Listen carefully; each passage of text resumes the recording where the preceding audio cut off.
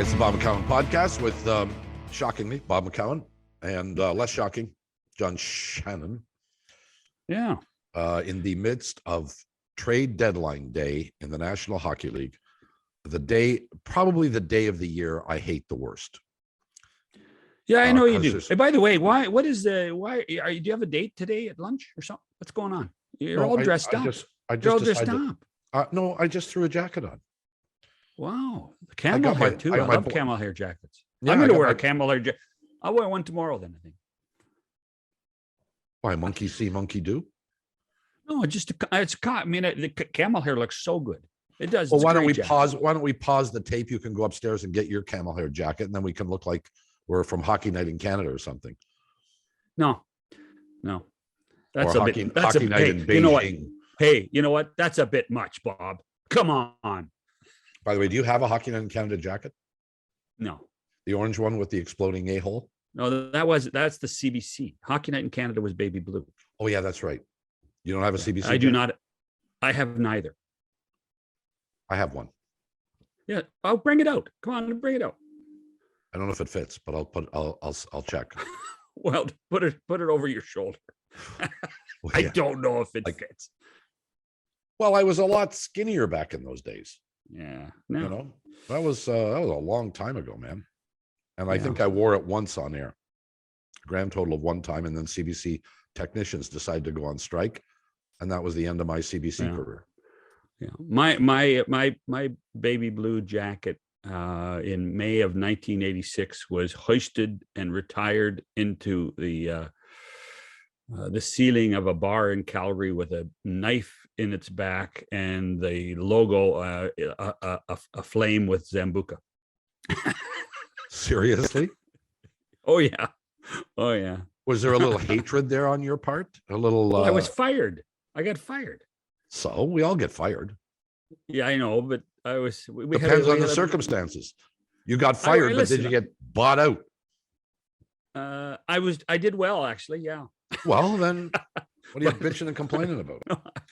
All right, we had a party, and next thing you know, I was standing on top of the bar. Never mind. That's another story for another day. We're going to talk about trade deadline day, but not necessarily. We're not going to do what everybody else does: is run down the list of all the guys that got traded, all the fourth liners for sixth liners. What we got is our pal, our buddy, our chum, Doug McLean, ex-GM, among other things. Yeah. Ex-regular participant on Primetime Sports. And he loved trade deadline days as an announcer when we were all together. He loved them, just like you did. Oh, yeah. Well, we'll talk about it. Okay. Doug McLean, this time on the podcast, back after these messages. McCown and Shannon, we are back on trade deadline day in the National Hockey League. The most and can I say it now? Can I say it now? Look what the cat dragged in. Yeah, and he really did too. The most overrated day in the world of anything. And Doug McLean joins us, of course, from Florida. Lovely to see you. Are you playing golf later today, or you haven't played already, have you? No, Sunday, Wednesdays, 7 a.m. tee time. That's when I play. Today was a strength training class this morning. Tomorrow's yoga. I'm busy. Going. So is it trade deadline? Yeah, it is. Apparently. I'm excited.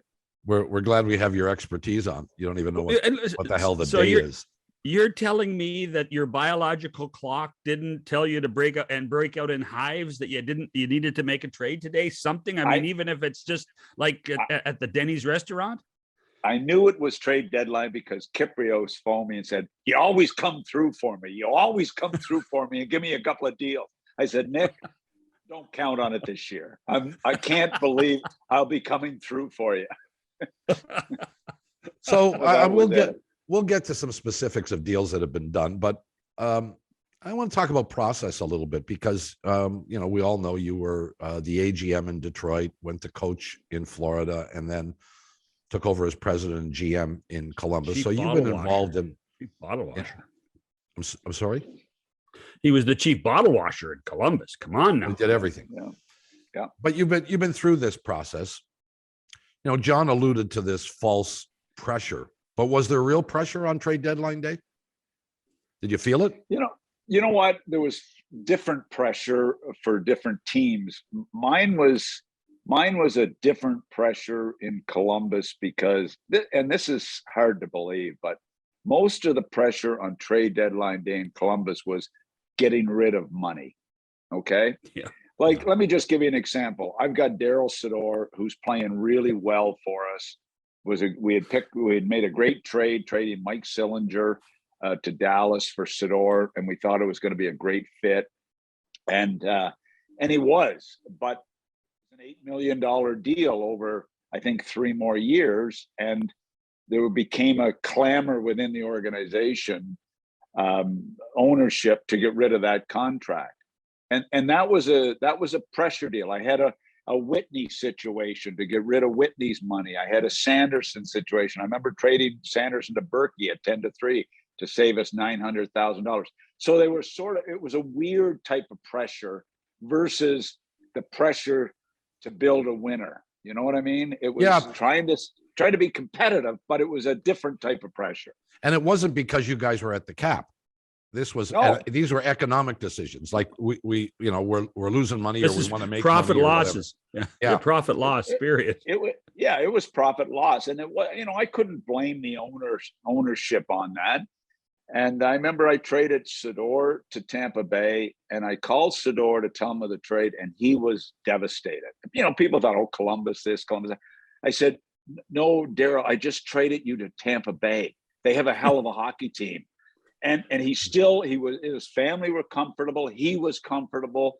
And he goes to Tampa. I get Svitov for him, who was a 3rd overall pick a few years ago in the draft. Hitchcock loved Svitov. He came in and played really well for us. He was actually helping Zherdev, which was a real plus for me. Tampa win the Stanley Cup with Sador. I get fired at the end of the year, and Housen doesn't re-sign Svitov. They get into a contract dispute, and Svitov leaves and goes and plays 15 years in the KHL.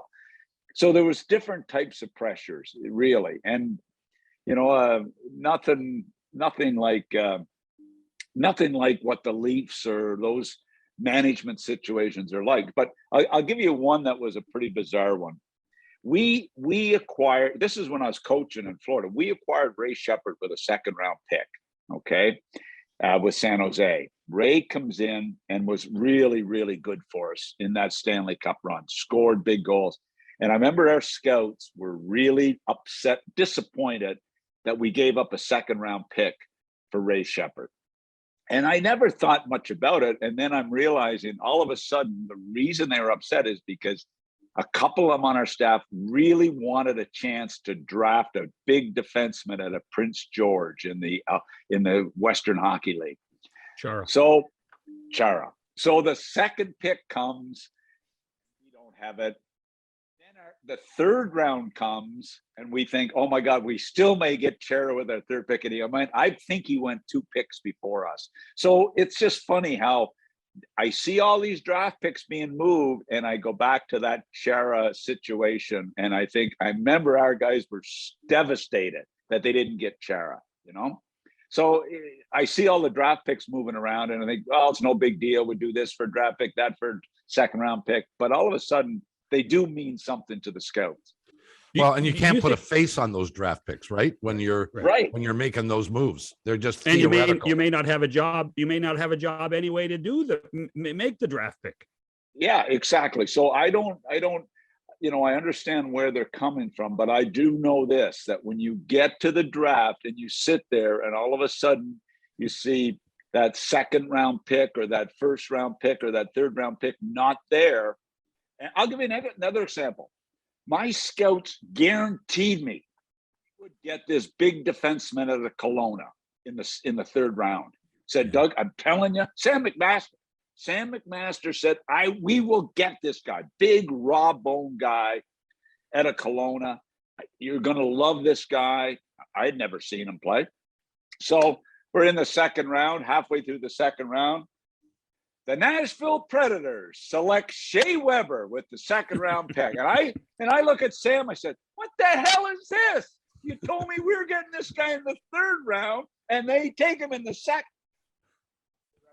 So that's what I mean by draft picks. And I've got like so many of those types of stories that it's just bizarre, to be quite honest, when you really think about it, So how I mean, on a day like today, where does the cap fit into all of this? And how much pressure does the cap give a manager? Well, the cap is what it's all about now. And it's Gary's league of the cap. And I mean, I guess we look and say it's done tremendously. Gary deserves a raise for making this such an unbelievable competitive league when you look at the Western Division. When you look at the Eastern Division, you'd say, well, it's not that competitive. It's not that parity doesn't seem to be there. So right. But then I talked to a team last week, okay? An ownership group last week, and they said, we can't make it in this model. We can't make it with this model. Our market is having an unbelievable challenge, paying $91 to $95 million in player costs. Mm-hmm.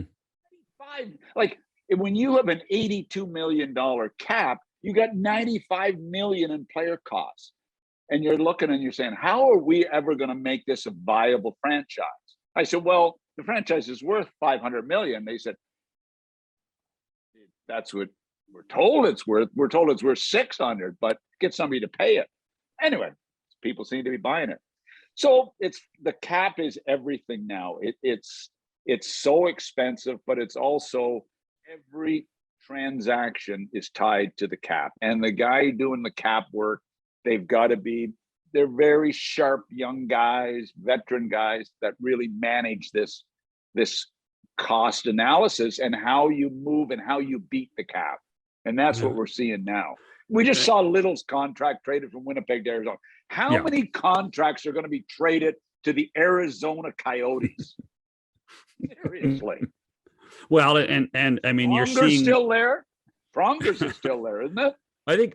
Well, I was going to check. Is Pavel Datsyuk still a Arizona Coyote? I don't think so. I would think so. I mean, everybody that's retired is Gretzky's. I'm sure is still on their books. Is it? I don't know. Different part of the books. Yeah, different part of the books for Wayne's. I don't think that Gary and Bill Daly envisioned that being a real problem, that would have these contracts sitting in Arizona so that they can get to the floor and take all these retired guys that are in. I mean, come on, it's become a joke. So, anyway. But even trades today, we're seeing over the last 3 or 4 days, so much salary retention. Like players being traded, and the only way they can be traded is if the team that they're being traded from still pay half the. It's more like baseball now than it is anything like else. Yeah, it is. And go ahead. Sorry. No, go ahead. Finish what you were going to say. I'm blown away by it, because when we were in Columbus and even in Florida, it was a tight. Budgets were tight, and holding money. I remember, and I've told this story many times, we bought out Andrew Castles, and I didn't want to buy out Andrew Castles, but it was going to cost us $400,000 to buy Andrew out, and I could put in Manny Malhotra into our lineup, and it was going to be equal money. So it wasn't, and I'm trying to say to the owner, it's not really costing us money, we're saving money. I don't like that I'm paying somebody to sit home. Now they're paying guys millions. I don't know how they explain this to owners. It all comes back to the cap. $81 million to spend. I don't care how you do it. That's what it all comes back to now. So take me through a little bit the process of this day, which begins, we believe, weeks before this day, when you start having conversations. But how many of these deals that you would do can be done literally with one phone call? Or how many of them will take 10 phone calls and 15 different options before you get them done? Give us a sense of how it works. You're right. It does start, probably a month prior, where you're continually talking to your pro scouts and targeted a group of guys. You might have 10 guys on a list. You're looking for a right shot defenseman or a left shot defenseman or a left winger or a certain style of player. And you have your list, and then you start to work through it. First thing is major views of the players that you're talking about. Major views either by in-person scouting, video scouting. Today, the analytics would play into it. They'd look at the numbers. So it starts a few weeks out. Then you get down to the last couple of days and you assemble your entire group. And in particular, your pro people, your pro scouting staff, especially your director of pro scouting, and also your amateur guy has to be there. Director of amateur needs to be there to evaluate the pick process that you're giving away or acquiring, or the prospects you're looking at. The amateur guy has a better handle on the amateur guys that you're making trades for, whether it's a college player, junior player, whatever. So you need that group there. You need your cap guy there. So you've got your war room situation set up, and then you go through the process. And what happens during the course of the day is you get funny calls. Like out of the blue, you might get a call from somebody saying, we're contemplating moving Pronger. Pronger's a guy that we would consider moving. And then you're sitting there, how do you ever make that fly as an expansion team versus a real established team? You know what I mean? So you play out so many scenarios, but you get a lot of calls. The guy that I enjoyed more than anybody on trade deadline was Lou Lamoriello. I'd usually get a couple of calls from him, and it was, what about this deal? There was no fooling around with Lou. It was, here's the deal. Are you interested in the deal? Let me know. And there was no gamesmanship. It was, I always found him to try to come with a fair type of a deal. I would say, no, I don't like it. End of conversation. Mike Smith was another guy. I remember trading Lyle Odeline for Spacek and a second round pick, which turned out to be a great trade for us. But there was no games with Mike. It was boom, this is the deal. But there's other guys that you would do dances with for like 5 days, and it was like painful. Doug Wilson in San Jose drove me crazy. I thought I had a Sanderson deal done with him 2 or 3 times when Sandy was getting near the end, and it was like painful. It was almost painful. So that's sort of the process. Well, and you worked alongside of 3 people. They were lifers, and Bill Torrey, Brian Murray, David Poile. And all 3 guys, I mean, I know, as well as I do, today at some point, Nashville is going to make a trade because David just has to make a trade. It's trade deadline day. I have to do something, don't I? But those 3 guys would be fascinating to be around. Oh, they really were. I mean, Brian was, what was fascinating was when I was with Brian Murray and David Poile together. In Washington. And it was like Brian, like I remember we did a Malarchuk Ledyard trade, acquiring Clint Malarchuk for our goaltender. And it was like, oh my God, because David, any trades as David Poile makes, I've never seen anybody dot the I's and cross the T's. Like he would mull over a deal. And Brian would be saying, for Christ's sake, make the deal. We need this player. Our goalie can't stop a beach ball, David. We need a goaltender. Anyway, and then we'd be sitting there, and it'd be Brian and I, Warren Strelo, our goalie coach, and David Poile sitting at his big desk. And all of a sudden, we're sitting there, and I look over, and Warren fell asleep at the thing. And David has the hockey news in his hand, and he snaps the hockey news on the desk, and Warren jumps up, wakes up, and I'm like, oh my God, we're getting fired for sure here. Now our goalie coach is falling asleep in the meeting with the GM. So it was, we had some great times. But Bill Torrey was different. Like, he let Brian do it at the end. Trader Bill, I guess he was called. And, he made all kinds of deals. But he really let Brian, he would sit in and always talk about it. But he would let Brian make the deals for sure. So, well, let's remember, to this day, Doug, everybody talks about trade deadline. Everybody talks about, quote unquote, the greatest deadline trade of all time, which was Bill Torrey's trade for Butch Goring. And that we're talking, that's 42 years ago now. And we still talk about it. And, but then Brian Brian being a coach versus Brian being a manager, there would have been a different angle between his patients then, wasn't there? Yeah, there was. Brian was good, but it's funny. Now I hear a lot, teams that are in the hunt, that how great the team feels about bringing in a player at deadline day. Like, what does Giordano mean for the Leafs to feel, okay, we got this character, former Norris, good guy coming into our room? Does that give us a lift? Well, I remember, I'll never forget this.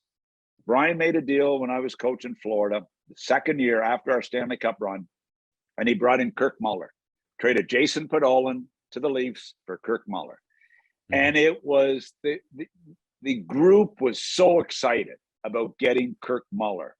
Kirk was still a solid guy, not as good a player, but still a solid guy and a good, useful player. And when we made the deal, and I remember the feeling of our group was, oh man, and I thought, we're gonna have another run here because Kirk's gonna be a useful type of player. And we got beat in the first round by a really good Ranger team with Gretzky and the whole. I mean, they were really a good team. Coley Campbell was their coach, and they beat us in a hard-fought series. And Kirk couldn't get it done.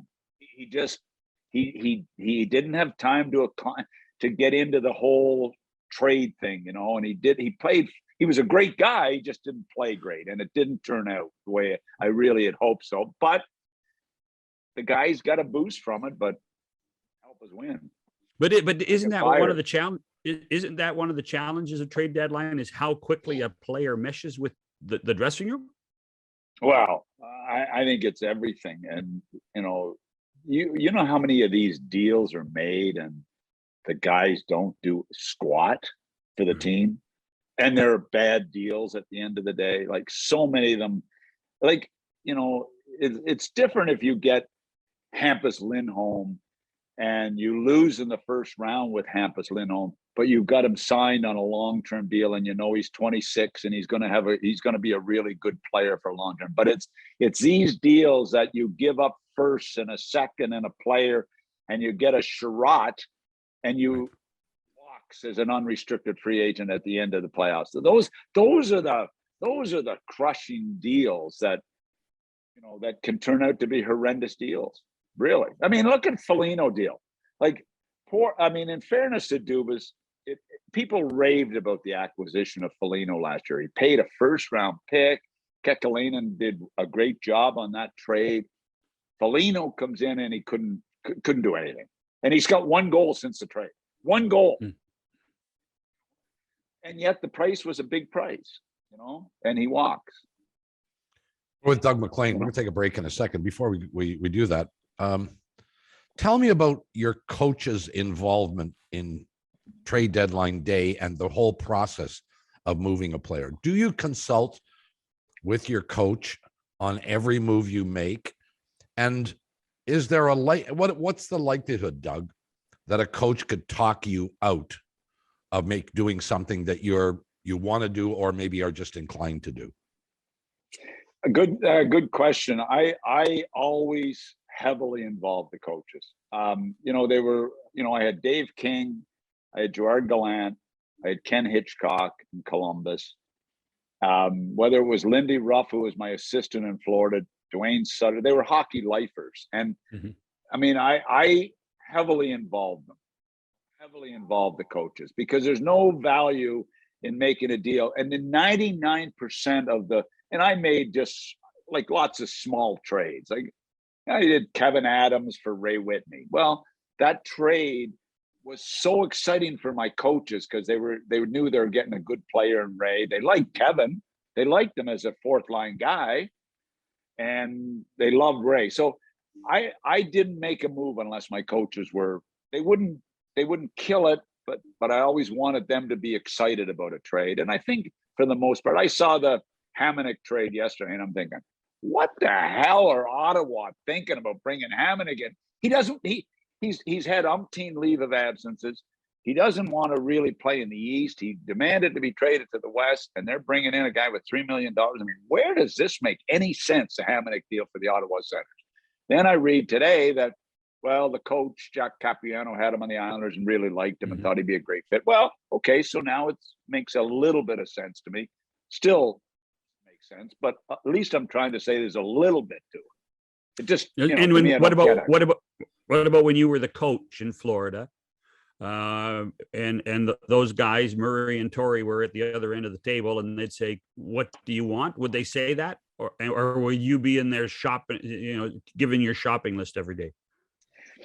What Brian Murray's favorite line to me after every game, if we lost, he'd come down from the press box. Him and Chuck was like a young Chuck Fletcher was like a young assistant GM hanging around. And they'd come down, and the first thing Chuck would say is, one night we lost 2-1 to New Jersey, and it was just like an unbelievable, vicious, all gut wild game on the bench. And Chuck came down the president, geez, there didn't seem to be a lot of intensity tonight. And I thought, well, maybe you should come down and sit on the bench for a period and find out what intensity is all about. And then Brian would say, well, maybe I don't know anything about coaching. Why would you have done that? So Brian would have said that to me probably 40 times during the year. Maybe I don't know anything about coaching, but anyway, Brian was terrific. You know what? Brian was a coach even when he was a GM, and more so when he went to Ottawa, I think, because I used to bug him about it all the time. But he always had a feel for the team. And if Brian brought up a name, it was usually a good name. I got one trade to tell you about. We were in a little bit of trouble in my third year in Florida. And Brian comes in, talking about answering Bob's question on coaching. He said, what do you think? Stumbling here, Niedermayer's hurt. We need help down the middle. We're not big enough down the middle. I can get Victor Kozlov from San Jose for our first round pick. What do you think? Well, I'm sitting there saying, Victor Kozlov, 6'5" centerman.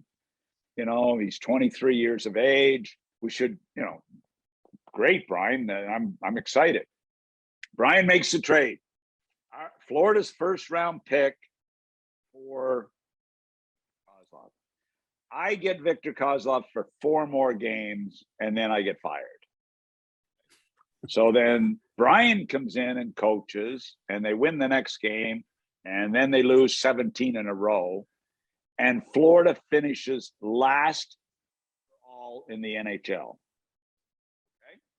Last. Yeah. We were thinking we'd get Kozlov, and we would be a good team, and the pick would be a mid-round pick or a late pick. Florida lose. In the meantime, San Jose trade that pick during the season, our first-round pick, to Tampa Bay, state rival. We finish last. Florida wins the lottery, and Tampa Bay has the first pick. Michael Jordan of hockey. NBA with that first pick. What was that? Doug McLean is with us. Of course, I was chuckling about it. I was fired, so I was chuckling about it. No, well, at least, and not to tell. I mean, hey, listen. 2 days after you got fired, you got a job offer for a couple games, right? That's true. Yeah, that's right. You gave me a job. That's me right. And, me and Dick Irwin.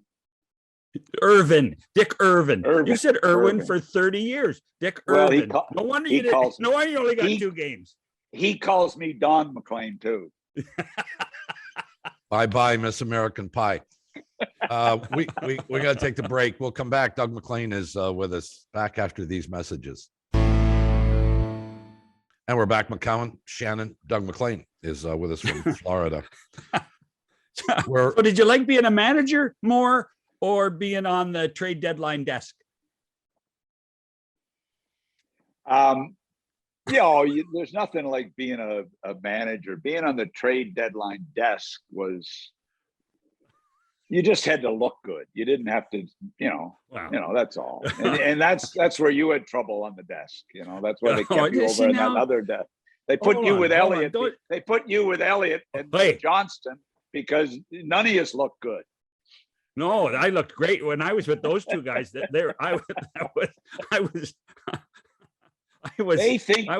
get a kick out of it. Like I saw the other day, they had an executive table, okay, with what's his name, my buddy there from Edmonton Oilers, the former Craig McTavish, and Sam Constantino. And I said, what do you mean, Sam? I love Sam, but he's not a former executive. What the hell's that? Obviously, they miss us. But anyway, it was fun. It was always fun doing that stuff, but it was more fun doing Hockey Central because that's when you knew the GMs and coaches were listening to the show. Because I'll never forget. I used to get probably a couple of texts a week from GMs, that would say, "Hey, you're right on that, or you're wrong on that, or that's not right." So it was kind of that's where it was fun. The desk was okay. All right, I want to get to some of the specifics of the big deals that have happened. You mentioned Giordano earlier today going to Toronto from Seattle, and the whole process that Francis is going through in Seattle. Yeah. But is this the deal that you would have made if you were GM of the Maple Leafs right now? Well, that's a really tough one. I felt all year that they've been way too thin on the back end. Even with Muzzin, I thought they were too thin. Giordano, to me, is obviously a terrific person, had a great career, but he's 38 or 39 years of age, and I don't know what he's going to bring. I don't know what this guy can bring that's going to take you deep into the playoffs, and how much he's got in the tank to get you deep. And the Leafs have got to get deep. They've got to get by the first round. I know he and Brody have a history. I think it was a back to what you guys said. The cap has constricted them so badly in every transaction they make, and they get caught here that they didn't have the dollars available to make the right deal to help them. And I'm thinking this morning, I saw the Giordano last night, and I'm thinking, okay, fine. And then I'm thinking, who's going to play goal for them? I know they got the Finn. I mean, now you've got another guy that's never played an NHL playoff game, and you've got, the Jack Campbell, who has hardly played playoff games, and they got Mrazek, who has been horrible. And they got the kid Schellberg. I mean, who's going to play goal? And just a lot of holes that they've got to fill here. And we haven't even talked about their second line yet. That's been horrible. So there's a lot of leaks there. So maybe that'll be when they get lucky and win a round. I don't know. Would you rather have had Sherratt or Giordano?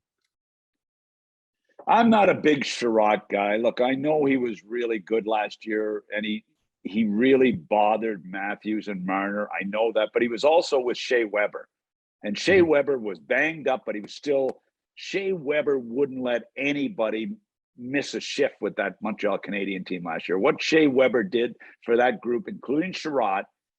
Then I talked to some analytics people, and they say, well, his analytics are horrible, Sherratt.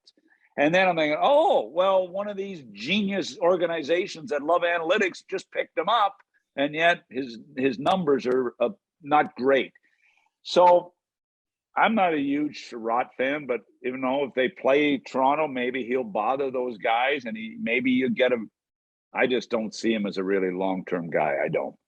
Well, so when you speak of who Toronto is going to play, I think they're going to end up playing Tampa.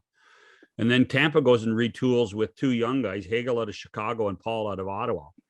Do you think that Tampa can do something in these playoffs again? Do you think that that's what they're gunning for? Obviously, that's what they're Well, gunning for. But I think you look at it, and Tampa learned a valuable lesson when they lost to Corpusalo in Columbus a few years ago. And they, first of all, you're going to say, who's going to win between Toronto and Tampa? And you start and goal with Vasilevsky.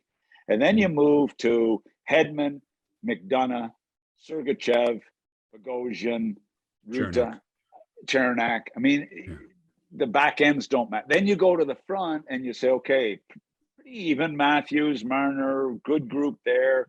Tavares, hopefully he gets it going. And now they've got picked up a couple of guys. Hagel's a young guy that plays hard. It's a tough matchup for Toronto. I mean, I think if Toronto end up in the wild card, if Boston go ahead of Toronto, which is still a strong chance, and they play Carolina in the first round, I think they're better off. You do, huh? Yeah. I think they're better off to play Carolina. I really do. And I look at the matchup, and Carolina's a good team. You got Freddie Anderson, pressure on Freddie. If I'm Toronto, I would prefer to play Carolina in the first round. I don't want to. I mean, you're looking at Florida or Tampa.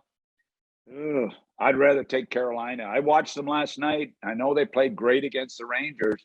They've been stumbling a little bit. They're probably not going to make a big move because Dundon's a little hard on them there as far as dollars. I don't see them making a big move. So I would prefer, if I'm the Leafs, to play Carolina in the first round. Maybe I'm wrong, but that's just my own gut feel. Well, Dougie, I want to address two guys that we've mentioned here. Giordano winds up going to the Leafs and Fleury winds up going to Minnesota. And I've been making the point for weeks with my friend Shannon here that do you need a defenseman if you're the Maple Leafs? Yes, but you cannot achieve your objectives if you don't have a goaltender, and preferably an experienced one. And that's why I thought you got to go for Fleury. He's the most experienced goaltender in the marketplace. He's really the only one that was out there that has any kind of history, pedigree in postseason. Who knows how he plays with Minnesota once they get there. But I would have gone for the goaltender. You're going to have to give up something. What would you have done? Well, first of all, you look at Fleury, what he brings to the table. Does he bring the equivalent of Giordano from a leadership perspective? Most definitely he does. He's one of the best. He's one of the best teammates that you could ever have. And I know that for sure because of my relationship with Jouar Gallant. I mean, what this guy brings to your dressing room is unbelievable. The problem was he probably didn't want to go to Toronto. Well, if that's the case, then I say to the rookie GM in Chicago, give an opportunity to meet with Fleury and sell him on coming to Toronto. I do everything I can to make that happen. Yeah. That's where I go. Vegas have not been the same since he left there. That's right. Unbelievable big mistake. The Vegas Golden Knights look to me like they're following the Toronto Maple Leaf model from when Bobby Baun and Alan Stanley were there. Like, seriously, they've given away four first-round picks, brought in Leonard. I mean, what in God's name? Anyway, all I'm saying that for is because I know what Fleury is from a character perspective, and we'll watch him play this year in Chicago. And how do you go into the playoffs against Tampa, Florida, or Carolina with inexperienced goaltenders? I know Mrazek has had experience, but Mrazek may not play another game. I mean, that's it. Exactly. When you think about it. But he's their most experienced playoff guy from numbers. Campbell's got one series under his belt, and he's injured. The two other kids, the gold medal finish winner, hasn't played a playoff game. He's hardly played a regular season game. And same with the other kid, the Swede. I mean, they haven't played. Yeah. And this is what you're going in to win and to advance in the playoffs. It's a frightening situation for me. So in a nutshell, I feel for them. In a nutshell, it sounds like you agree with me that the priority should have been Fleury. No. And maybe they tried and couldn't get him. But Giordano was essentially the backup deal. I'm sure they did. I'm sure they tried to get him, but you got to go in and sell Fleury. You got to tell him, come on, this could be a career. You know, if you win the Stanley Cup with the Toronto Maple Leafs, what this could do for your legacy. I mean, I just think Kyle and them and Shanny, they're salesmen. But maybe they weren't allowed to. I don't know. But I haven't understood their goaltending for 2 years now. They walked away from Freddie. They didn't want Freddie. And I'm sorry, they haven't replaced him. Yeah. Well, as much as they dislike Freddie, they have not replaced him. Well, and the reality of the Minnesota situation for Fleury, two things. First of all, they have to go this year because they have that cap hit next year with the Suter and Parise contracts, $14 million that they're going to penalize. And Bill Guerin and Marc-Andre Fleury were teammates in 2009 when the Penguins won the Stanley Cup. So there's a trust factor between those two guys that exists. Fleury he's not even worried about a contract, because if Bill Guerin's there, then he will get a contract on request. And they've already traded the other goalie, I think, knowing that Fleury's going to come back next year and Bill will look after him. Yeah, no, and that you're right. And I'm not, you can't blame the Leafs, and you can't blame the Leafs if the guy wouldn't go there. You can't, but there's other goalies. That would have cost a lot less. I don't like how they've set up their goaltending. And I hope I'm wrong. I hope Jack Campbell comes back and he stands on his head. I remember I was on a podcast 3-4 months ago, and people were saying, well, Jack Campbell's going to get $6 million a year or his new contract. I'm thinking, what? What's he done? Yeah, he's been good in the regular season for 6 weeks. $6 million contract? Are you guys serious? Anyway, I don't think that's going to happen. The other one I want to talk about that was significant down the road from you, Florida gets Giroux. You know, Giroux played 1,000 games in the National Hockey League. When you played 1,000 games in the NHL, there's always a chance that the end is very near and the image is of the younger player and not of the current player. Was this a good move for Florida? That one caught me a little off guard. I understood they wanted to add depth on the back end. Mackenzie Weegar's been good. Ekblad's been an all-star. They've been pretty good on the back end, but they needed depth there. They really did need another defenseman. The Giroux one threw me a little bit. I would have thought, I mean, I know he's this great playmaker and maybe he fits with Barkov, but what if he doesn't fit with Barkov? What if he does, if the chemistry just isn't there? Now, Barkov's a superstar and maybe will help, but I thought they would have looked for maybe a touch more of a hard-nosed type of playoff guy. Mm-hmm. That's what I would have thought they would have looked to add. Bennett's been a great pickup. I mean, he's come in and it's been a perfect fit. I mean, maybe an upgrade of a Bennett, but that type of guy that's a playoff guy that grinds and brings a little more. I love Giroux, but I'm with you. I'm not sure. Is it a little bit like a Muller type deal that we made that, a former star, and is it hard to come in and move down and be the fourth or fifth guy in the group? Florida's a pretty good team, and it'll be interesting to see. He's a playmaker, but I don't know. Philly has been really bad. Really bad. Let me. And by the way, Philly's been really bad, and who's been in the lineup? Claude Giroux. I mean, they went to the Stanley Cup final in 2010, 12 years ago. When you're a manager, you look at player individual talent like Giroux, and I'm not questioning his talent, but don't you question whether he's a good teammate and whether he makes people around him better? Don't you do that when you sit around the table and ask these questions? I think a big part of it is the biggest question that's asked is, how does this player we're pursuing fit in with our group? Where is the chemistry? What happens with the chemistry? What happens to our leadership when a guy comes in who's known as a leader, but comes in and we already have our leadership group? And is he going to mesh? Is he going? Are our young superstars, Barkov, Huberdeau going to be intimidated by Giroux, and does that hurt our leadership? I would be a little bit concerned about that. But it's always the media hype that create these, got to get this guy. We got to get this guy. Florida, look, I hope they have a run. I'm sick of going to bars down here and asking for them to put the Panther game on, and they tell me we don't have the NFL package. Sorry. I mean, I said, no, not the I mean the Florida Panthers, not the Carolina. Oh, yeah, we can't get them. Yeah, okay, you have to go to another bar. Okay. By the way, that is a lie of all lies, because you've never been sick to go to a bar in your life. So exactly. Now I'm retired. Is it ever good? Oh my God.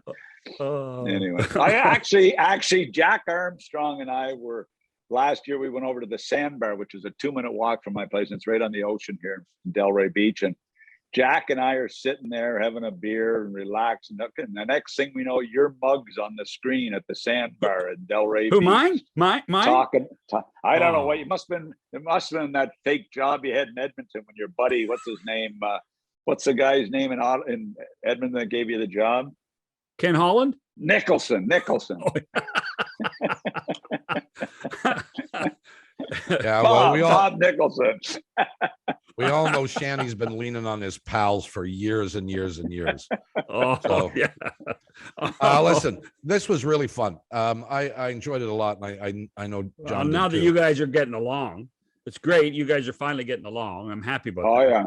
Right to my mom. Poor mom died at 92, and right to her grave, she'd say to me, "Are you getting along with that radio guy in Toronto?" Yeah. Just forget about her mom. She had a slight case of dementia, and she didn't forget McCowan. Hated him. Very few do, McLean. Now the three of us have a slight case of dementia, so it's okay. Thanks, guys. It was a real treat. After I saw you had Millard Kiprios on, I was a little offended. But that's okay. You made up for it. That's okay. Don't worry about it. One man, and by the way, you went solo. You're solo, you know. Well, those guys don't understand the word entertainment. They're serious. Those guys, they're serious broadcasters. You ain't kidding, pal. You ain't kidding. Well, we learned something. We always enjoy the stories, and that was repeated again today. We thank you, as you know, a lot, and we love you. And we'll call you again down the road. We won't bug you, but we'll call you down the road. All the best. Stay healthy, and good luck with the golf game. Thanks, guys, and good luck with the show. You do a great job. Thanks. Doug McLean. We'll wrap it up after these messages. And we're back. It's McCowan. It's Shannon. Thanks to Doug McLean for being with us. That was fun. He looks happy. He does, and we didn't get into a brawl, which is always good. So now, why did you guys fight? What was the fight over? I'm not going to talk about that. It was private. It was a private matter. Well, it was very public. Well, the fight was public, but the reason for the fight was quite private. I don't even remember if we discussed the reason. I am sitting in my backyard, listening to two of my friends, McLean, and as he would have called you at that point in his career, McGowan. Yeah, hey, McGowan. Well, McGowan, and I mean, you could hear the vitriol on my AM radio. You could hear it it was awful. I was worried about both of you. Well, I will tell you this much, that in the last while, we've talked a little bit about, the twinkle in the eye and don't take it all that seriously. That was serious. I was going to say there was no there. I know both of you well enough. I know both of you well enough. I was listening on radio, so I couldn't see twinkles on any eyes. That was serious, baby. That was serious. And I was the one who was pissed. I was pissed at him. Why? And then he responded as you won't tell us why? No, I don't think it's necessary. I like him. I've always liked him. He did something that I thought was ethically improper. Okay. And it pissed me off no end. And we haven't talked about it since. I have no idea if we talked about it now, I don't know what he'd say, whether he'd apologize, say he made the wrong decision, or what. Probably not, because he's stubborn as shit.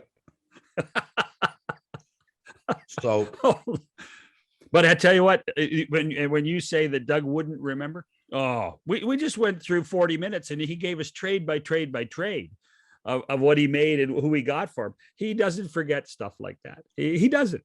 He became over the last. I knew Doug when he was an assistant coach in Detroit, and over the last 20 years, Doug and I have become great friends. I really enjoyed working with him. I loved his ability to entertain. He really was he was built for television. In so many ways, he was built for television. Well, you know who got him into this racket? You did. Yeah. He was a guest a few times, and he did a talk show in Columbus once a week or something. Yeah. And before that, when he got, we talked about it briefly. When he got fired in Florida, 2 days after he got fired, I phoned him. And I was running hockey night at the time, and he did 2 Saturday nights for us in Montreal with Dick Irvin in the booth. So 1997. So I made a big push to get him to the Fan, and I think it was a great move. It was good, both for Rogers and for Doug himself. Yeah. In any event, congrats to the Blue Jays who are off to a quick start. Congrats to the Raptors who bounced back, got a big win in Philadelphia the other night. Big win in Philly. As they try and hunt down Cleveland for 6th place in the Eastern Conference at an automatic. And tomorrow we're going to break down. We're going to break down trade by trade, draft pick by draft pick. It'll be tremendously. I know you're looking forward to it. Oh no, I'll be absent tomorrow. I'll come on and introduce you 3 numbskulls, and then I'll leave. I'll just walk off, and you guys can have 51 minutes to discuss all this nonsensical shit that has gone on or is going to go on. Jaffe and Tang tomorrow. Have a nice day. That's it for us. We'll catch you tomorrow, or at least John will. Until then, goodbye, everybody.